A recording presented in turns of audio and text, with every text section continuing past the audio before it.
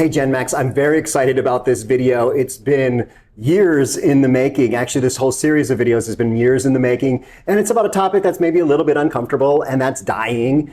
Because as I like to say, if you plan to spend the rest of your life in Mexico, this is where you're going to die. So I've already talked about preparing in past videos, and now we're specifically going to talk about the funeral process here. So I am at a funeral home in Cabo San Lucas, which is Rivera's. And it actually has offices in Cabo San Lucas, in San Jose del Cabo, and in La Paz. So there are options for those of you living in these communities to work directly with these folks. But we're going to talk about, as much as we can, about planning when you're going anywhere you are in Mexico. We'll talk specifically about Baja California Sur, but I'll try to chime in with some things that I know are different in other communities. So I've got Yadira Lisbeth with me, and she's a funeral director here in Cabo, and she's going to tell us about purchasing funeral arrangements in advance, if you need to do that, what happens when you actually pass away, what do you need to go through, what is the process.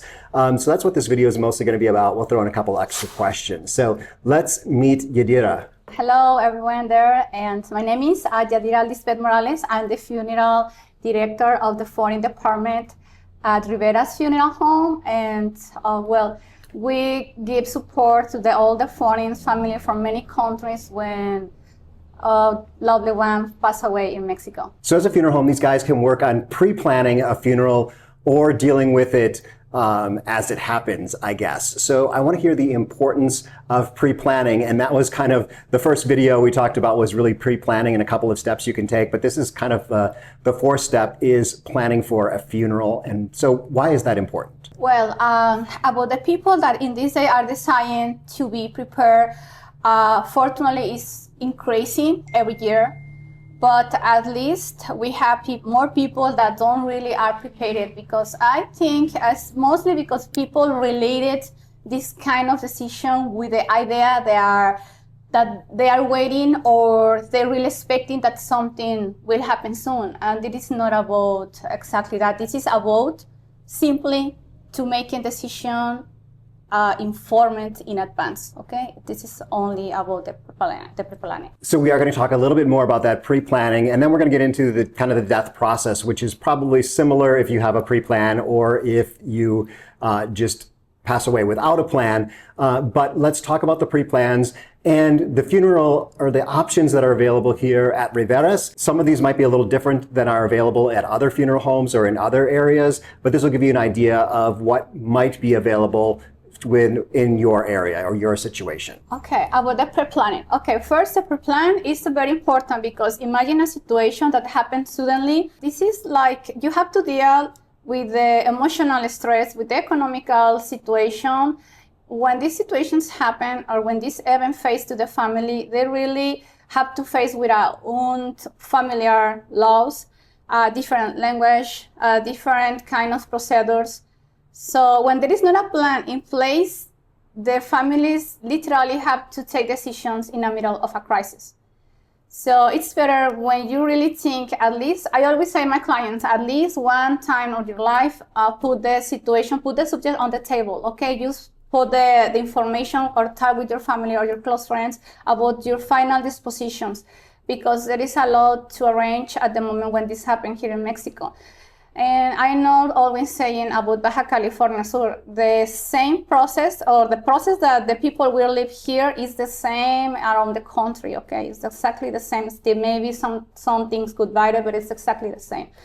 The pre-planning, when the people enroll with us, for example, they only call us when these situations happen, and we transport our team to the place of that hospital or public area or in home. That is commonly that is happening at home.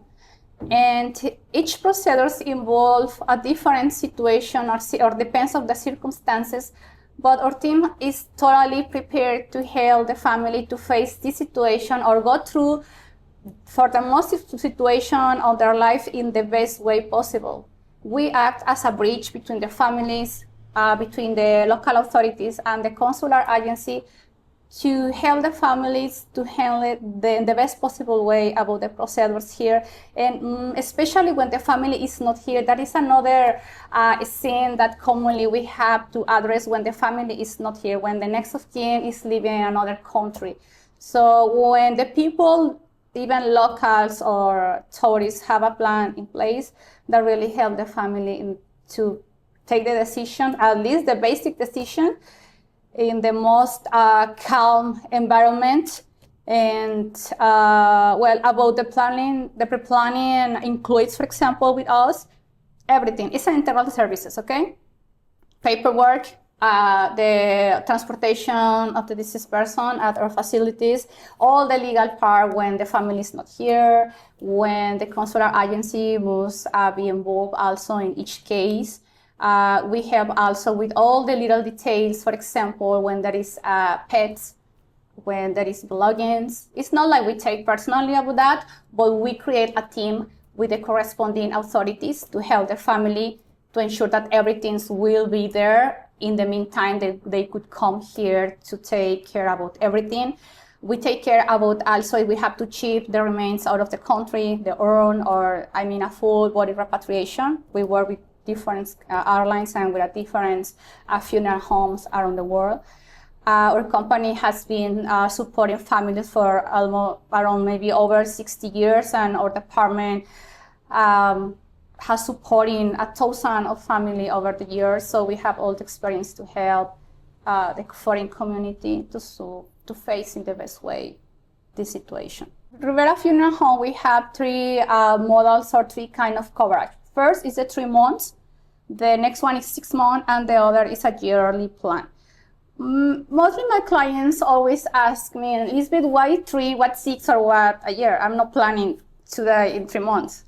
Maybe you're not, but what if we are talking about someone that is in an economical situation, that is a person that maybe is alone, that maybe is a person that really know that he's not going to be alive in the next 3 or 4 months. Maybe we are talking about someone that have a terminal disease. And in this situation, we really think in this kind of vulnerable clients, and they enroll to our plans. And the cost for this plan, let me show you, is 70 USD. It's like a 1,500 pesos. And also because we have people that only are here for a seasonable tourists, for example, that only come here for traveling or for working or just for us spend a little period of time, and they really want to have something in case that suddenly a situation happen. All plans are totally personalized services. And the next one is the 6 months. It's a little longer because we have a lot of foreign citizens that leave the country when we start with this season in July to September, October, and they came back here because they have their properties here, but they only leave the country just for a season, maybe to visit the family, and they come back. And we have the year plan. It's mostly for the people that really live here, but they say, okay, I'm permanently living here, Lisbeth, I'm a foreign citizen, but I'm not sure if something happened. I really want to die here in Mexico. Maybe if something happened, I have to move, or my family maybe will move me to the States because maybe I have a medical insurance or for any reason. But at least you have all the year. If something happened in that period, we will cover or we'll give you all the assistance. These plans include cremation, repatriation, chapels, everything. It's a totally integral services. And the cost for that is $195. It's like a 3,200 pesos. So that it means, there is considering these plans will help you to face it and address the situation the best way. That is totally emotionally, the cost is not really, it's priceless at the end. So that plan I think of as insurance. So you buy this at a pretty low cost, considering what you would get if you pass away, but there's a good chance that you won't pass away during that time period. So you're kind of, you're buying insurance. Now, another option is to buy an actual funeral plan. So you prepay for the funeral itself, and then you've got that for the rest of your life. And when you pass away, everything's already handled. And so that's easy, especially if you know that you're going to be here for the rest of your life. Some people do end up moving back to the States because of Medicare or something is going to provide better coverage than they might be able to receive down here in Mexico. There are reasons that you may end up leaving. So you might want to buy a plan like this, that it's more insurance than it is a totally prepaid plan. So I'm going to have Lisbeth mention their prepaid plans.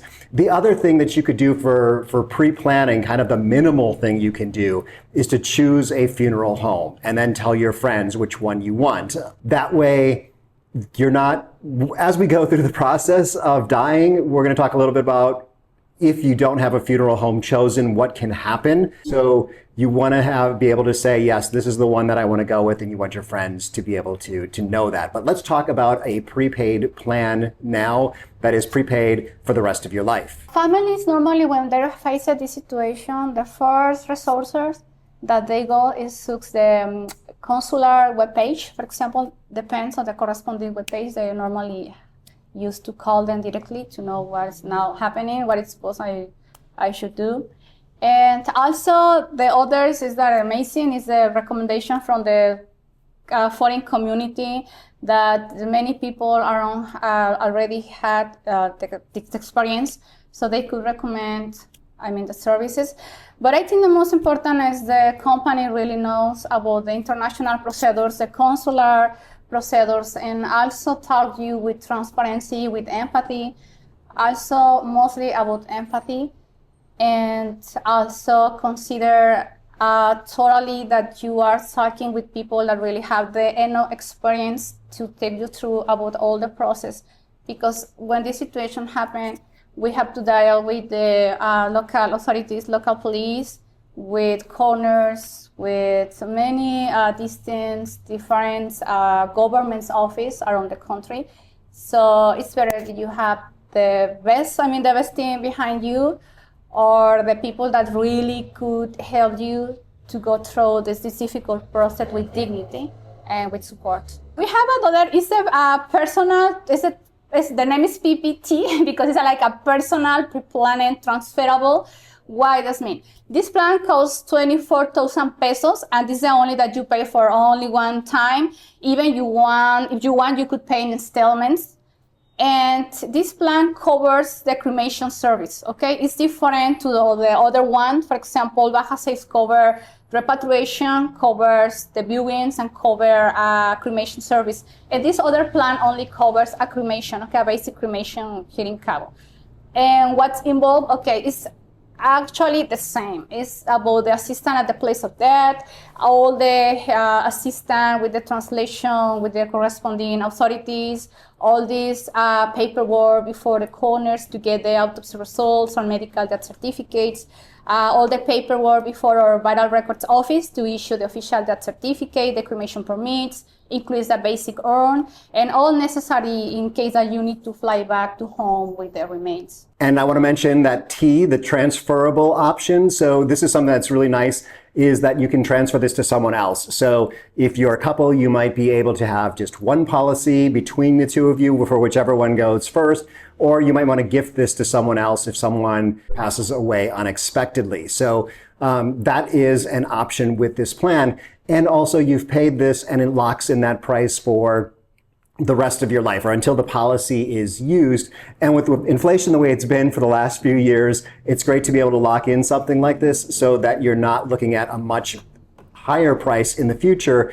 And of course, that higher price in the future, if you haven't planned, is going to be paid by your heirs, whoever you've left behind, who is mourning, and there's a lot of stress going on. So it's very much a gift to those who you leave behind to pre-plan your funeral. And Lisbeth did mention the consulate's website. That's a great place to go to find a good funeral home locally. So the consulate does have recommended funeral homes.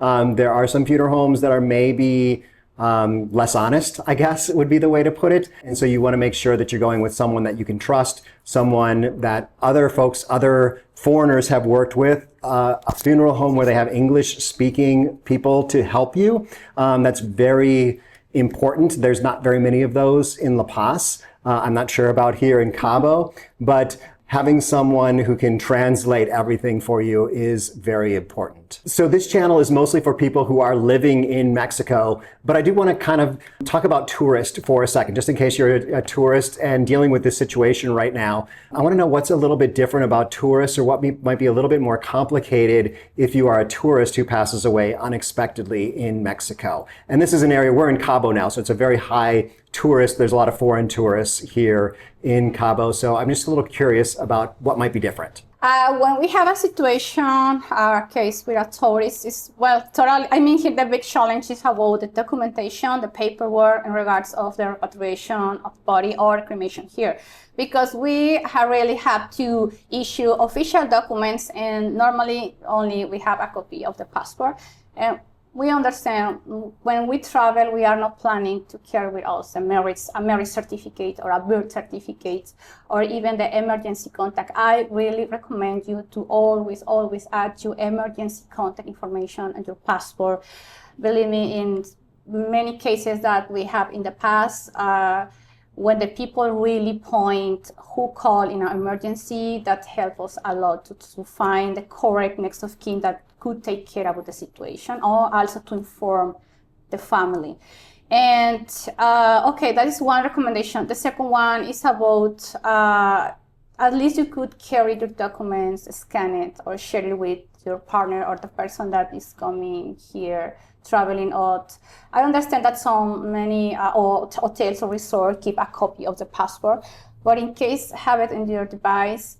And about the process for the tourists, it's the big challenge the first time, because the authorities just scan at the place of that and they start doing their job, and could be belongings around, could be personal belongings, value belongings that the deceased person are waiting at that moment, and it's something that nobody can take decisions about it. So when we could contact the person or the next of kin in the place of that, they could give us instruction by the phone at least.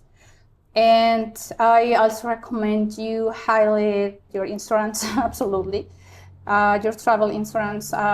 We work with many insurance companies, and this at least help the burden, the economical burden to the families, okay? In the meantime, they really think about or processing the situation, and they decide if I have to go to Cabo, or if I could do everything through the distance. It's totally possible. Tourists have the both chance in case that the family cannot fly to Cabo to do this personally. We could manage everything with a power attorney. And it's here where the corresponding consular agency help the family during the process to try to issue special letters where the authorities accept to release the deceased person to the funeral home and start with all the paperwork in regards to cremation or repatriation out of the country. So yes, always is my first recommendation is your emergency contact, always. So I hope you're not watching this because you have had someone pass away as a tourist. But if you are here in Cabo, I can highly recommend Lisbeth can definitely help out. So, but you did bring up a big point there, which was your documents and having a marriage certificate with you. If you are living in Mexico, you definitely want to have your marriage certificate with you. Ideally, it's apostilled, which means it's been kind of certified by the state that you were married in, that it's legitimate to foreign countries, and then translated into Spanish, legally translated into Spanish. So those are that's the ideal situation. Get that stuff done, have that with you, your birth certificate too.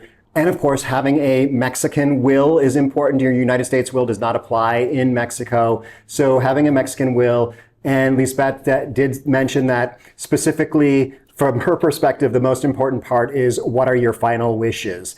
She gave an example of someone who didn't want to have an autopsy, who had been dying of cancer and had a long medical background.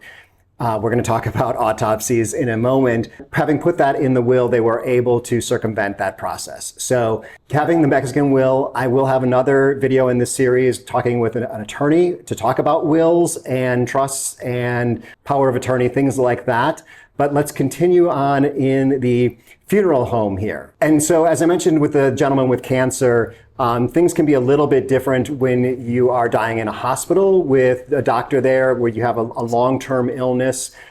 So I'd like to know the process though, which is probably pretty common, at least with the folks that I've known who have passed away here, is they've passed away either out in public or at home. So this is the process for Baja California Sur. So let's hear from the point at which someone passes away. When that occurs outside of the hospital, that is commonly happen, that these situations have to face at home.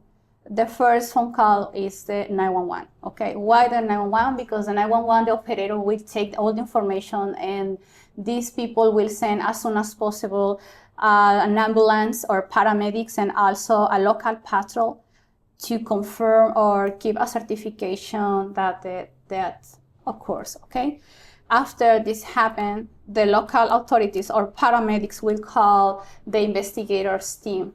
These people could come from the district attorney's office, and these people is a special unit that will, at the moment when they arrive, they will start to asking about the facts, about what happened, about the medical records in cases exist. I mean, depending on the circumstances, they may order an autopsy, okay? About the autopsy, people really may afraid about the autopsy, but believe me, for nationals, it's the 80% requirement, okay? It's not only for the foreign citizens, it's not for the foreign community, because we are saying that this happened at home.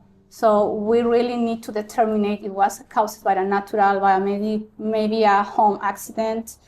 So also because many insurance requires the autopsy report to reimburse you the expenses or your insurance coverage, okay?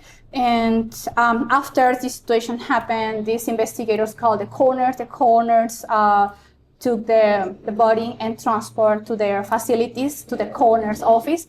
They start with this performance, this autopsy, and then also about the autopsy, the coroners never remove any organ, okay? Just only open, take a look, and close again, and just that, okay?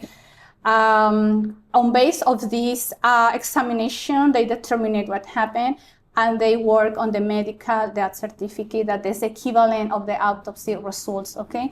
So once this document is ready, is when our local authorities set the appointment to the family, or in case to the funeral home that is representing the family, to start with the process and claim the body in a formal way. Claim the body in a formal way involves to take the corresponding documents. First, and the most important, a document that proves the the relatives, that you are the next of kin, the wife, the son, the uncle, the niece, okay? These documents, as Brighton mentioned before, normally our local authorities require an original, but if not, at least we could try to work with copies. And in this part, also, if we need more assistance, we call the corresponding consular agency, and they also help us to manage in the best way the situation in regards to paperwork with the authorities. Once we finish with this little interview, they release the permits for pick up the person from the coroner's office, and they release another permits for the cremation, burial, or repatriation of the body. Okay, once we have that permits, once we have that medical death certificate, we could proceed to issue the official death certificate. We have to make appointments before the corresponding government's office. So I think a timeline of the process when it start and to finish maybe could be 3 business days in a cremation. And we are talking a repatriation maybe 4 or 5, and considering about the time that we will take the transportation with the airline, that maybe could be a couple days. So earlier on in the video, I told you that it took about 2 years to get to this point with making these videos. And that's because I've been interviewing probably 24 people around Mexico. And so I do want to point out that in the Ajijic area, at least in Guadalajara, the suggestion was to not call 911, to call the funeral home and start the process there, and that an autopsy is not normally done in the Guadalajara area. And so I think it really is very important that people have conversations with other foreigners wherever they live, so that they understand what the process is in their local area, what needs to happen. For instance, here, I talked to my doctor because I was like, well, maybe I can have my wife call my doctor if I pass away. And she said, well, she would just call 911. So some areas you might call the ambulance service that's locally to you. So find that out by talking with your neighbors. And also one more thing to add, specifically for the US Embassy, and Lisbeth said also the French Embassy, is that they will issue a certificate of death abroad or something like that. So that will be another piece of paper that your funeral home can help you with. But the Canadians don't have that. They just have the Mexican death certificate. One other thing to note is not having chosen a funeral home in advance. There's a point in there where the funeral home can take the body, and ideally that's the point at which you have chosen a funeral home. Otherwise, as I understand it, your phone can start ringing and it's funeral homes who've been told by the authorities that your body is released, and the funeral homes will come and they want you to hire them. So it's kind of like, when you're going through the Cabo airport and someone's trying to sell you a timeshare. This is at the most emotional moment of your life. Now you have a bunch of funeral homes calling you, trying to sell you their services. So, and they may not be the best funeral home and they may not be a very good deal. So that is something to definitely, once again, it gets back to that pre-planning aspect. So if you're in Baja California Sur, I can highly recommend Rivera's, and their contact information will be down below. But if you're in another area, I'd like to know what someone should be considering when they're looking at choosing a funeral home. I think the most important at the moment when you have to choose a funeral home, it's not about the cremation or the repatriation. The most important is that the staff of the funeral home really have the knowledge, or they really know about the international procedures, that they really know about the consular paperwork, and they really know about how to deal with the local authorities. I mean, a funeral home with the experience to help you with all the paperwork, because as I mentioned before, it's not only for the funeral home to call me, Lisbeth, I have an emergency. Could you please come to do the collection here in the house or the hospital? It's not that simple. Okay, I need, as a funeral home, I need permits, I need information, I need instructions. And at least mostly it's because we have to issue government's documents or government's permissions, even for a cremation. Okay, and also because in case that the family will transport the urn or the body out of the country, involve a lot of international procedures. So I really highly recommend that if you are in an emotional crisis in that moment, it's better that you decide about the funeral home, maybe, or choosing a funeral home should be maybe your next step. Maybe in that moment you deal with about what is happening. Try to contact your consular agency. They normally have a special department to help the foreign community to deal with specifically when someone that passed away in Mexico. Okay, if you go to your embassy, surely you will have an emergency contact there and works for when someone passes away. So they could help you to process at least the first part of the process. After that, if you need to take time to investigate with your community or on the websites, go ahead, because this is something that only a funeral home can do one time. There is not like something that you could, okay, I made a mistake, I want to repeat. Okay, that is not happening. Something with the death certificate is wrong, with the interview with the police, with the medical death certificates, with all the documentation, if something is wrong there, you will have problems surely with the paper that you must complete ahead in your country, or with the insurance, or all your legal stuff. And once again, making the choice on a funeral home in advance is an obvious gift to those who are left behind. But let's have my final question today is, how much does a funeral cost in Mexico, just generally for the foreign community? Well, the cost for the services, talking about a funeral home, it's depending on different circumstances. But if I could give you an approximate cost, understanding that maybe out of Mexico, the cost could be expensive, and maybe around other areas out of Baja California Sur could be cheaper than other states. We are talking that maybe an approximate rate of, for example, of the cremation service could cost maybe 16,000 pesos to 25,000 Mexican pesos for all the service, not only for the cremation, okay? This is what many people used to ask me, only for the cremation? No, this is for all the services, paperwork, cremation, basic urn, all the assistance, all the integral assistance, okay? So there is not like a high cost considering that you will get back really will to help you. So we're talking around $1,000, maybe $1,500, maybe more in your state, maybe less in your state. So that is the end of this video, and there's so much to talk about. Like I said, I'll be talking to an attorney, and I already have a video with someone about planning for your funeral, the first 3 things that you need to do. That video is going to be down here with Loretta. Otherwise, if there's more videos available in the series, it'll be up in the corner. So from Cabo San Lucas, wish you were here. Hasta luego.